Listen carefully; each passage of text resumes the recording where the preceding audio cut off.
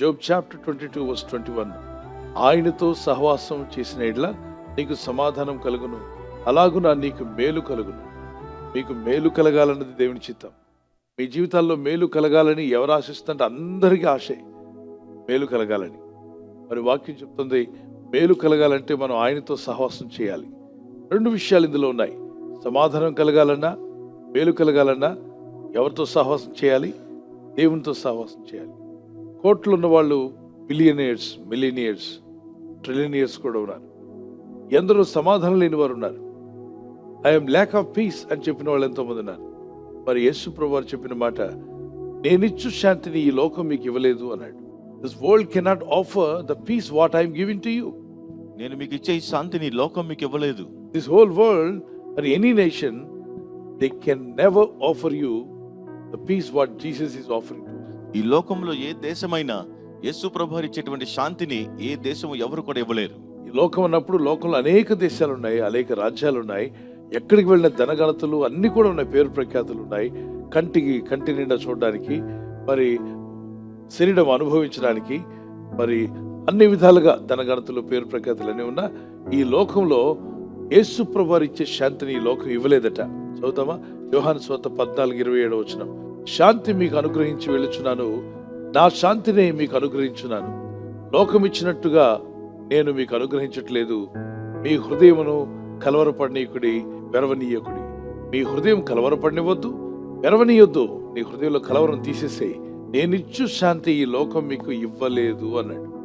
So యేసు ప్రభువు ఇచ్చే శాంతి ఈ లోకం మనకి ఇవ్వలేదంటే, లోకంలో నువ్వు ఎంత దూరం వెళ్ళినా, ఎంత గొప్పవాడువైనా ప్రభు ఇచ్చే శాంతి నీకు దొరకదు.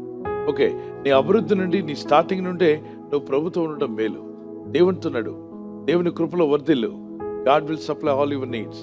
అందుకంటాడు భక్తుడు, ఆయనతో నువ్వు సహవాసం చేస్తే, సర్వశక్తిమంతునితో సహవాసం చేస్తే నీకు సమాధానం కలుగును. సమాధానం కావాలంటే ఎవరితో సహవాసం చేయాలి? ఆయనతో నువ్వు సహవాసం చేయాలట. లోకంతో సహవాసం మీకు తెలుసు, మీ ఫ్రెండ్స్ ఎవరో మీకు తెలుసు, ఇంతవరకు ఎవరెవరితో మీ సహవాసం ఉందో మీకు తెలుసు. మీ బంధువుల మధ్యలో మీకు స్నేహం ఉండొచ్చు, మీ రక్త సంబంధుల మధ్యలో మీకు స్నేహం ఉండొచ్చు, మీ స్కూల్లో, కాలేజ్లో, యూనివర్సిటీలో మీకు స్నేహాలు ఉండొచ్చు, మీ స్ట్రీట్లో, మీ వీధిలో కూడా కొంతమంది మీకు స్నేహం ఉండొచ్చు. కానీ సమాధానం దొరకల. సమాధానం అనేటువంటిది స్నేహితుల యుద్ధ నుండి రాదు, సమాధాన కర్త యుద్ధ నుండే రావాలి. Is a creator of piece. సమాధాన కర్త అంటే సమాధానాన్ని సృష్టించేవాడు. ఆయనతో సహవాసం చేయండి. మనుషులతో సహవాసం చేస్తే మనుషులు ఏదుందో అదే ఇవ్వగలుగుతారు. స్నేహితులతో చేస్తే స్నేహితులకు ఏదుందో అదే ఇవ్వగలుగుతారు. కానీ యేసయ్యతో సహవాసం చేస్తే ఆయనలో ఉన్నదంతా మనకి ఇవ్వగలుగుతాడు. ఆయనలో ఏముంది? ఆయన సమాధానకర్త. ఆయన ఎవరు? ఆశ్చర్యకరుడు. ఆయన ఆశ్చర్యాలు ఇవ్వగలడా? ఎస్. అద్భుతకరుడు, అద్భుతాలు చేయగలడా? బలవంతుడైన దేవుడు, బలం ఇవ్వగలడా? నిత్యుడగు తండ్రి. ఆయనతో సహవాసం చేస్తే నిత్యము నీకు తండ్రిగా నిన్ను ఆదరించి నీ చేపట్టుకుని నడిపిస్తాడు. ఓ తండ్రి తన బిడ్డను బలపరిచినట్టు, ఆ తండ్రి తన కుమారుడు ఎడల జాలి కలిగినట్టు, తండ్రి తన బిడ్డను క్షమించినట్టుగా, తండ్రి తన కుమారుడికి చక్కని పాఠాలు నేర్పినట్టుగా అద్భుతమైనటువంటి ఆదరణతో దేవుడిని నడిపిస్తాడు. నీకు పాఠాలు నేర్పిస్తాడు, నీకు బుద్ధిని నేర్పించి నేను బలపరిచి నడిపిస్తాడు. ఎవరు బైబిల్లో ఫ్రెండ్ అని పిలువబడ్డారు? అబ్రహాం. అతను దేవుని నమ్మిన గనుక అది అతనికి నీతిగా ఎంచబడును. అతను దేవునికి స్నేహితుడని పిలువబడ్డాడు. ఈరోజు మీ స్నేహితుడు ఎవరంటే యేసయ్య అని చెప్పగలిగే స్థితిలో మీరు ఉండాలి. Praise the Lord. ప్రార్థన చేసుకుందాం. ఉండొచ్చు మామూలు స్నేహితులు, కానీ ప్రాణ స్నేహితుడు యేసునాథుడే. ప్రాణం ఇచ్చినవాడు. ఆయన చేపట్టుకుంటాను, ప్రభా నీతో సహవాసం చేస్తాను. ప్రతి విషయానికి ప్రార్థిస్తున్నావు అంటే నువ్వు దేవుని మీద ఆధారపడ్డావు అని అర్థం. Shall we pray to God. ప్రభా నీతో సహవాసం చేస్తే సమాధానం కలుగుతున్నావు.